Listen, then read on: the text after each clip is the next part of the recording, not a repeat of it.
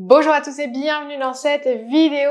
Aujourd'hui, on va voir 10 conseils pour démarrer la couture d'un vêtement sereinement.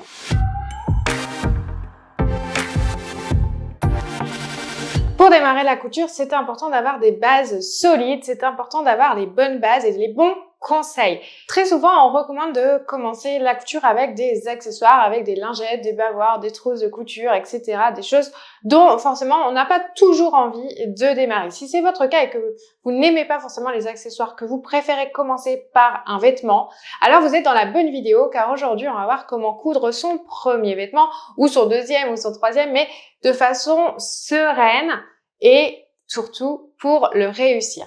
Quels sont les bons conseils à avoir pour démarrer sereinement cette couture? Alors le premier conseil, c'est surtout de choisir le bon projet.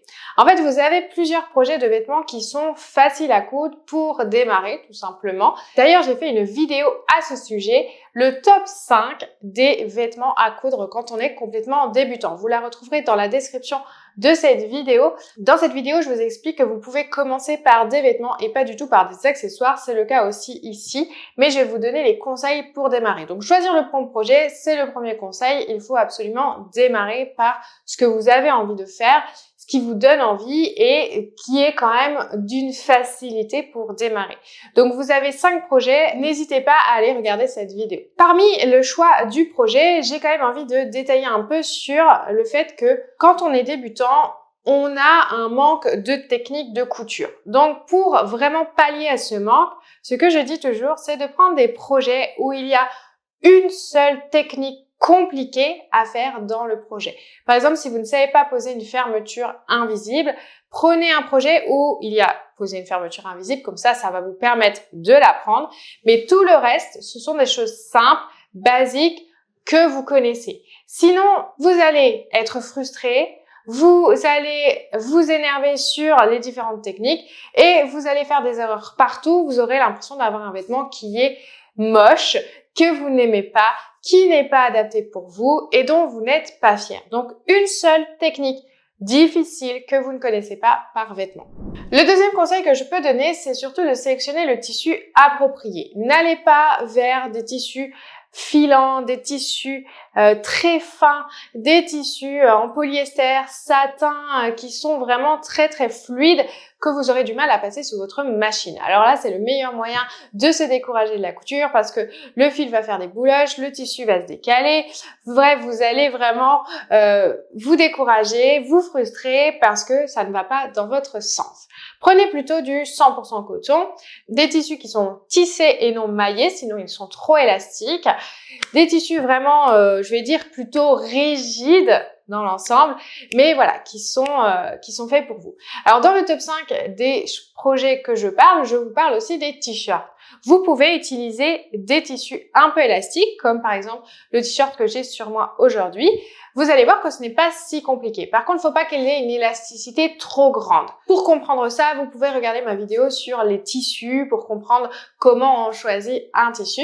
Mais voilà, vous pouvez choisir des 100% coton tissés ou alors des tissus maillés un peu élastiques, mais pas trop élastiques non plus pour, comme je disais, pas avoir des tissus trop filants sous la machine à coudre. Ce que je vous conseille aussi avec le tissu, c'est de faire une bibliothèque de tissus. À chaque fois que vous en achetez un, essayez de le répertorier dans une bibliothèque. Donc, par exemple, sur une feuille, vous mettez un échantillon et vous notez les caractéristiques de ce tissu à côté. Le prix, le poids, là où vous l'avez acheté, quel projet vous avez envie d'en faire. Ça vous permettra tout simplement de vous rappeler des tissus que vous avez achetés et plus vous en verrez, plus ce sera facile pour vous de réaliser d'autres projets et de choisir le bon tissu. Le troisième conseil, c'est le choix du patron. Alors ça, c'est un sujet très important pour moi, car aujourd'hui, pour faire un vêtement, vous devez, entre guillemets, choisir un patron du commerce. Vous devez l'acheter, puis le réaliser sur votre vêtement. Donc là, vous avez plusieurs moyens de choisir votre patron, les magazines, les livres, sur Internet, les patrons indépendants. Voilà, vous devez l'acheter, puis ensuite, vous devez le réaliser sur votre tissu. Mais souvent, quand on choisit ce patron-là, il faut choisir une taille. Et là, ça devient souvent compliqué parce que le choix de la taille ne correspond pas forcément à vos mensurations ou alors il est un peu décalé et du coup, vous n'avez pas forcément un vêtement qui est parfaitement ajusté à votre morphologie. Donc, dans les patrons que vous achetez dans le commerce, il est quasiment impossible de réaliser des vêtements ajustés à votre taille. La seule solution que vous aurez pour vraiment avoir des vêtements ajustés à votre morphologie, à votre taille et à vos mensurations, c'est de créer votre patron. Alors c'est quelque chose qu'on enseigne très peu, mais c'est mon domaine d'expertise et c'est là où je suis la meilleure, c'est là où j'adore vous emmener. Donc si ça vous intéresse, eh bien je vous invite à ma masterclass gratuite en cliquant dans le lien juste en dessous de cette vidéo. Une masterclass dans laquelle je vous expose 3 étapes pour apprendre à créer vos premiers patrons. Elle est 100% gratuite, elle est sans engagement, donc si ça vous intéresse, cliquez en dessous, vous entrez votre prénom, votre adresse mail sur la page qui s'affiche et vous êtes inscrite pour la masterclass. Le conseil numéro 4, en fait, il équivaut pour le choix des patrons et du coup aussi la création de ses propres patrons. C'est faire une toile. En fait, je conseille toujours quand on débute, quand on est sur son premier vêtement, de faire des toiles. C'est quoi une toile? En fait, c'est réaliser un vêtement dans un tissu bien particulier qu'on appelle la toile à patron, qui est en fait un tissu d'essai qui est en réalité moins cher que les autres tissus. Et du coup, vous allez pouvoir voir le rendu de votre patron sur vous, de votre vêtement fini sur vous, mais du coup pas dans le tissu que vous avez choisi pour éviter de le gâcher. La toile, elle est super importante pour vraiment tester et ajuster avant de créer votre patron. Alors, si vous avez un patron du commerce, il faut faire une toile tout le temps. C'est obligatoire. Si vous voulez vraiment l'ajuster, c'est obligatoire. C'est énormément de travail parce qu'en fait, vous devez choisir votre taille, vous devez l'ajuster. Vous devez quand même avoir des notions de patronage pour faire ça et ça, la plupart du temps, les gens ne l'ont pas. Et la deuxième solution, c'est si vous créez vos patrons, en fait, vous allez faire des toiles pour ce qu'on appelle les patrons de base, qui sont le buste de base, la base-maille, la jupe et le pantalon. D'ailleurs, dans la masterclass, je vous explique tout dans le détail. Et ensuite, une fois que vous avez fait ces toiles-là, vous n'avez pas forcément besoin de refaire une toile pour chaque vêtement que vous allez créer. Donc, c'est vraiment plus intéressant parce que on gagne énormément de temps, même si au début, on en perd à faire nos patrons de base.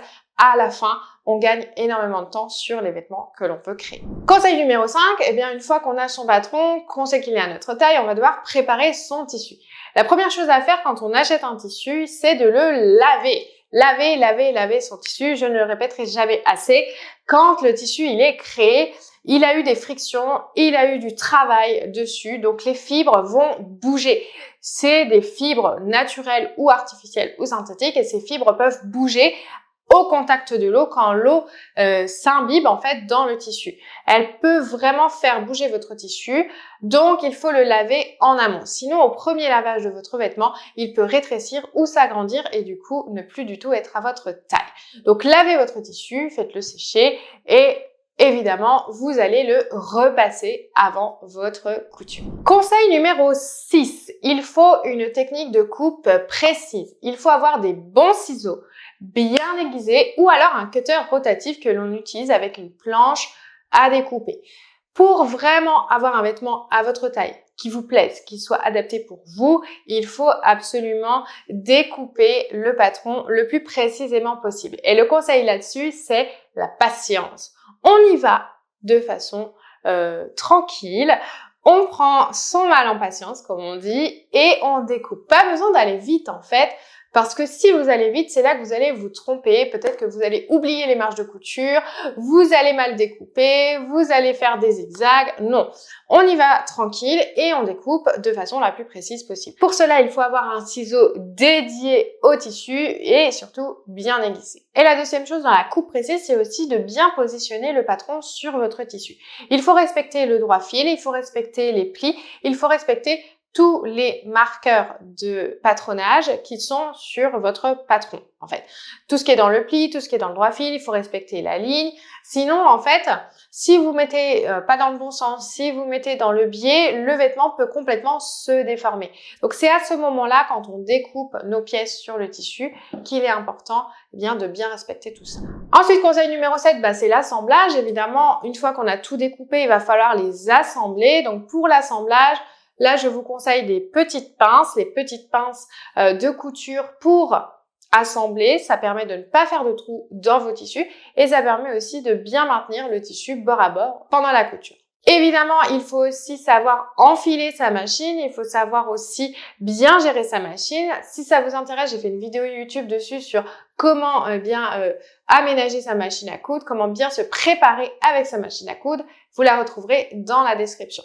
Je vous montre comment on enfile une machine, quels sont les petits conseils pour démarrer, pour faire des points droits, des points zigzags, etc., etc.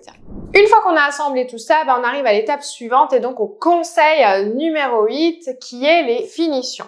Comment faire de jolies finitions sur son vêtement? Alors les finitions, qu'est-ce que j'appelle finition? C'est tout ce qui est surfilage, donc comment on fait pour que le tissu ne s'effiloche pas, les ourlets, les fermetures, les boutons, les boutonnières, voilà, tout ce qui est finition, en fait, tout ce qui est beauté du vêtement, tout ce que vous aimez voir sur votre vêtement qui rend le vêtement joli. Ça, il faut vraiment les soigner et je pense que le gros conseil que je peux donner dans toute cette vidéo, c'est surtout de le faire avec patience. On a trop souvent tendance à vouloir aller vite. Arrêtez de vouloir aller vite. Prenez votre temps, d'ailleurs, c'est un vrai plaisir de prendre son temps, de faire son vêtement et ensuite vous serez fier du résultat. Donc soignez vos finitions, c'est important. Pour apprendre les techniques de finition, je ne le dis jamais assez, mais faites-le au fur et à mesure, une technique par technique. Déjà, commencez par un ourlet, c'est vraiment la base. Il faut savoir faire un ourlet. D'ailleurs, j'ai une vidéo technique pour savoir faire un ourlet simple. Elle est en description, vous pouvez aller la regarder. C'est la première technique à apprendre, donc soignez bien vos ourlets. Ensuite, les poses de fermeture, ensuite la pose de boutons, de boutonnières, etc. Mais apprenez-les au fur et à mesure. Conseil numéro 9, attention aux détails pendant la couture. C'est vrai que je le mets en 9e, mais je trouve que c'est important quand même de bien repasser vos coutures pendant que vous allez coudre. Ça, ce sont des petits détails qui vont faire toute la différence sur le rendu du vêtement. Si vous ne repassez pas vos coutures, si vous n'écartez pas vos coutures, si vous ne prenez pas le temps, en fait, de faire un fini professionnel, alors le vêtement ne sera pas à la hauteur de ce que vous attendiez. Et quand on coud ses premiers vêtements, justement, on a toujours l'impression que c'est réservé aux professionnels. Non. C'est réservé aux personnes qui sont patientes et qui font les choses dans le bon ordre et avec soin. Et c'est ça qui est important. Moi, j'ai trop souvent fait des erreurs de débutante, je vais dire, parce que je voulais aller vite. Aujourd'hui, ce n'est plus mon cas parce que je me suis dit, mais maintenant, je prends le temps de faire des vêtements. Je prends le temps vraiment de m'appliquer et en vrai, je prends encore plus de plaisir parce que du coup, le vêtement, il est encore plus beau, il a le rendu que je veux et du coup, j'ai pris énormément de plaisir à le réaliser. Et du coup, conseil numéro 10, c'est apprendre de ses erreurs. Parce que oui, vous allez faire des erreurs. Et c'est pas grave. D'ailleurs, moi, j'en ai fait énormément. Mais ce n'est pas grave de faire des erreurs. Ce qu'il faut faire, c'est comprendre son erreur pour ne plus la refaire. En fait, les erreurs, c'est le meilleur moyen d'apprentissage. Alors, il n'y a pas que celui-ci, mais quand on fait une erreur, évidemment, on n'a plus envie de la refaire. Donc, il faut comprendre pourquoi on l'a fait et du coup, ne plus jamais refaire ça. La plus grosse erreur souvent que je vois chez les débutantes, c'est de pas mettre endroit sur endroit son tissu, de mettre endroit sur envers, de faire un peu comme on veut et du coup après de se dire bah mince, j'ai pas le bon style de vêtement parce que j'ai un envers, un endroit et je me suis trompée, donc on est obligé de découdre et du coup on voit quand on a décousu et du coup on voit aussi que on a décousu, qu'on a vu les pics, enfin bref, c'est pas joli. Donc les erreurs, ce n'est pas grave. Par contre, il faut bien la comprendre pour ne pas la refaire. On a vraiment des moyens aujourd'hui de pouvoir découdre et recoudre. Vous avez énormément de conseils sur les réseaux, vous avez énormément d'apprentissage de techniques, donc regardez bien ces techniques et apprenez-les au fur et à mesure. Vous pouvez également tenir un petit journal d'apprentissage pour noter vos erreurs pour ne plus les refaire. Moi, ce que j'aime bien faire, c'est à chaque vêtement, noter mes étapes, en fait, de construction. Et comme ça, à chaque fois, je regarde et je dis, ah oui, j'en suis là, ah oui, j'ai pas oublié ça, ah, je dois pas oublier ça, ah oui, je dois coudre ça avant ça. Ça vous permettra aussi de savoir où vous en êtes et de, finalement, avoir de plus en plus de facilité à créer vos vêtements. Voilà, je vous ai donné 10 conseils. J'espère vraiment qu'ils vont vous aider à vous lancer dans la couture de votre premier vêtement ou de votre deuxième ou troisième de façon sereine. Allez-y, je suis là aussi pour vous encourager parce que vous en êtes capable. Vous n'êtes pas obligé de passer par des accessoires si vous en avez pas envie. Donc, ces 10 conseils, ils sont là pour vous aider. Donc je récapitule, le premier conseil c'est choisir le bon projet. Le deuxième c'est du coup de choisir le tissu qui est approprié à ce projet. Le troisième c'est le choix des patrons, donc là on a vu qu'on pouvait acheter ou les créer soi-même. Le quatrième conseil, c'est faire sa toile, c'est-à-dire faire un essai de tissu dans une toile à patron pour voir s'il est adapté pour nous. Le conseil numéro 5, c'est la préparation du tissu avant la découpe. Le conseil numéro 6, c'est soigner sa découpe, c'est hyper important. Le conseil numéro 7, c'est soigner son assemblage, prendre son temps pour faire l'assemblage, pour comprendre sa machine. Le conseil numéro 8, c'est avoir des techniques de finition professionnelles. Également de prendre son temps, de les apprendre de façon vraiment précise pour ne plus se tromper. Le conseil numéro 9, c'est attention aux détails, c'est ce qui fait vraiment la différence. Et enfin, le conseil numéro 10, qui je pense est le plus important, c'est comprendre ses erreurs pour ne plus les refaire. Voilà, j'espère que cette vidéo vous aura plu. Si vraiment elle vous a plu, mettez un pouce, ça permettra de me soutenir dans ce que je fais, me permettre également de vous aider à créer vos vêtements sur mesure, des vêtements adaptés pour vous et à votre morphologie. Moi, je vous remercie d'avoir regardé cette vidéo et je vous dis à très vite.